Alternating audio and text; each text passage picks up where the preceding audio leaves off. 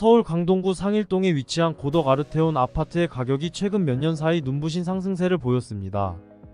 2017년 분양 당시 이 아파트의 84제곱미터 규모의 가격은 8억 중반대였으나 2020년 입주 시점에는 14억 후반까지 치솟았습니다. 이후 2022년에는 19억 8천만원까지 올라 거의 20억에 육박했습니다. 이 아파트는 서울의 교통 요충지에 위치해 있으며 지하철 상일동역과 가까운 초역세권 아파트로 거대한 4066세대의 대단지입니다. 이러한 위치적 장점과 대단지 특성 덕분에 이 아파트는 매주 활발한 거래가 이루어지는 곳으로 유명합니다. 특히 2020년과 2021년 부동산 가격이 급등하는 동안 많은 사람들이 연끌을 통해 이 아파트에 투자했습니다. 한 예로 B씨는 2020년에 84제곱미터짜리 이 아파트를 18억에 구입했습니다. 당시 주택담보대출을 70% 받아 12억을 대출받았고 1억은 신용대출로 조달하여 총 13억을 빚었습니다. 나머지 5억은 자신의 저축과 부모님의 도움으로 마련했습니다. 이러한 대출 구조로 인해 B씨는 매달 원리금으로만 약 540만원, 신용대출 이자로 30만원을 부담해야 했습니다. 여기에 월 관리비까지 포함하면 월 고정 비용이 600만원에 달했습니다. B씨는 최소 12년간은 이 비용을 감당할 수 있을 것으로 예상하고 아파트 가격이 계속 오를 것을 기대하며 투자했습니다. 실제로 2022년 4월까지 가격이 19억 8천만원까지 올라 이때 아파트를 매도했다면 대출 이자를 공제한 후에도 약 1억 5천만원의 수익을 낼 수 있었습니다.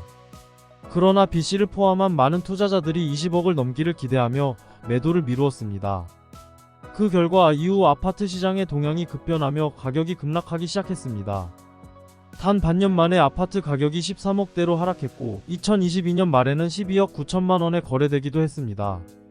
입주 당시에도 14억을 넘었던 분양권 가격이 이렇게 하락한 것은 투자자들에게 큰 충격을 주었습니다. 2021년부터 최근까지 서울 강동구 상일동 고덕 아르테온 아파트의 가격은 드라마틱한 변화를 겪었습니다. 특히 이 아파트의 84제곱미터형은 2024년 3월 기준 11억 5천만원에 거래되며 최고점이었던 19억 8천만원에서 8억 3천만원이나 급락했습니다. 이러한 가격 하락은 단순한 수치적 변동을 넘어서 많은 투자자들의 생활에 깊은 영향을 끼쳤습니다.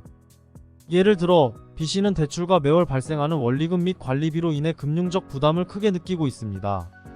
원래는 1년 길어야 2년 안에 아파트를 팔 계획이었으나 현재는 3년째 팔지 못하고 있습니다.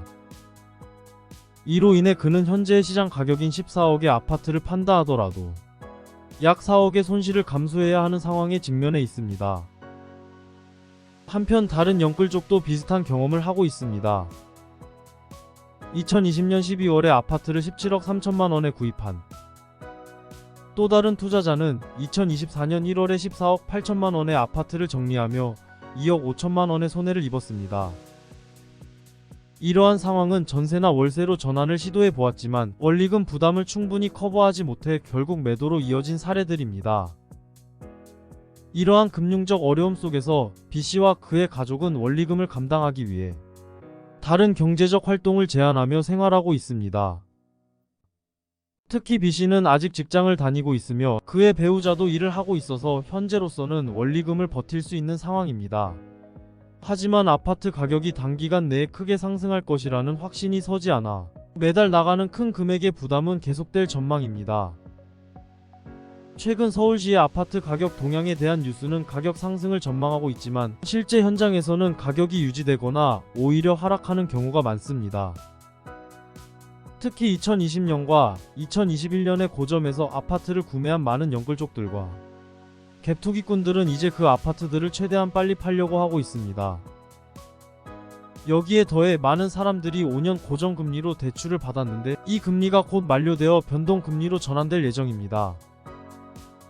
이는 금리가 현재의 3%대에서 4%나 5%로 상승할 가능성이 있어 원리금 부담이 현재의 500만원에서 600만원에서 700만원이나 800만원으로 크게 증가할 수 있다는 우려를 낳고 있습니다.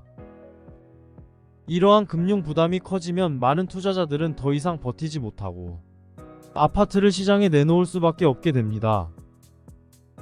그러나 매물이 증가하면 가격은 더욱 하락할 수 있으며 급하게 매도해야 할 경우 제값을 받기 어려울 수 있습니다.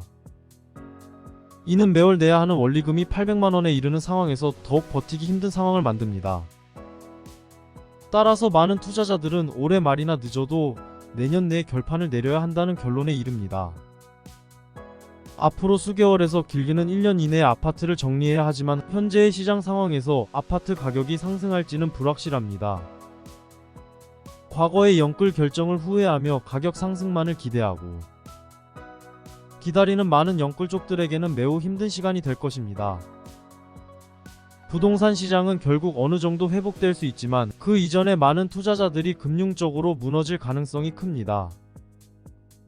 높은 금리가 지속될 경우 앞으로 대한민국 부동산 시장은 더욱 어려운 상황에 직면할 것으로 보입니다. 결론적으로 현재 부동산 시장의 불안정성은 투자자 개인뿐만 아니라 국가 경제에도 상당한 영향을 미칠 수 있습니다. 고점에서 아파트를 구매한 많은 영끌족들이 이제 고정금리 기간이 종료되면서 변동, 금리의 부담을 직면하게 될 것입니다. 이는 단순한 월급 수준의 문제를 넘어서 가계 부채 증가, 소비 위축 신용 위험의 증가로 이어질 수 있는 복잡한 문제입니다. 금융 부담이 커지면 필연적으로 매물이 시장에 쏟아져 나오게 되며 이는 아파트 가격의 추가 하락을 불러일으킬 수 있습니다. 이러한 하락은 다시금 부동산 시장 전체의 침체를 가속화할 수 있으며 결국 경제 전반의 둔화로 이어질 가능성이 큽니다. 더 나아가 이러한 상황은 경제적 압박을 받는 가정에서는 더 큰 사회적 문제로 비화될 수 있습니다. 예를 들어 과도한 부채 부담은 가정의 금융 안정성을 해치고 이는 교육, 건강, 심리적 안정성에까지 영향을 미칠 수 있습니다. 특히 중산층 이하의 가정에서는 이러한 영향이 더욱 크게 나타날 수 있으며 이는 사회적 불평등을 심화시키고 장기적인 경제적 불균형을 초래할 위험이 있습니다. 이를 해결하기 위해서는 정부와 금융기관이 나서서 보다 유연한 금융 정책을 모색하고 특히 급격한 금리 상승에 따른 가계 부담을 완화할 수 있는 대책을 세워야 합니다. 또한 부동산 시장의 건전성을 제고하기 위한 장기적인 대책도 필요합니다.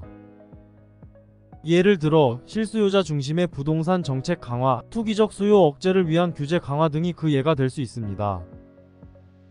아파트 가격의 상승과 하락은 단순한 시장의 숫자 게임이 아니라 실제로 수많은 사람들의 삶에 깊은 영향을 미치는 중대한 사안입니다.